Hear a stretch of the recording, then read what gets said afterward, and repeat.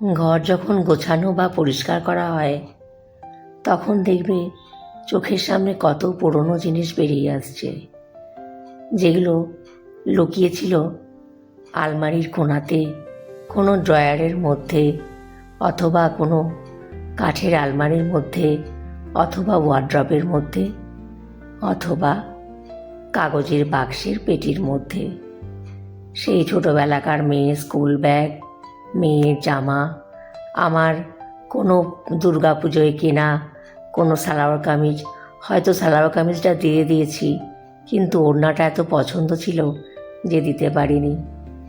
তো এইভাবেই জিনিসগুলো ইমোশনাল ভ্যালু এত থাকে যেগুলো আর ফেলা হয় না। যখনই ফেলতে যাই না কেন তখনই নস্টালজিক হয়ে পড়ি। জিনিসগুলো এভাবেই জমে থাকে। আমার মায়ের হাতে তৈরি করা টেবিল ক্লথ, আজ থেকে কত বছর আগের করা। আমার মেয়ের ছোটোবেলাকার জামা, এটাকে প্রতি বছরই দেখি আর তুলে রাখি। এবছরও তাই করলাম।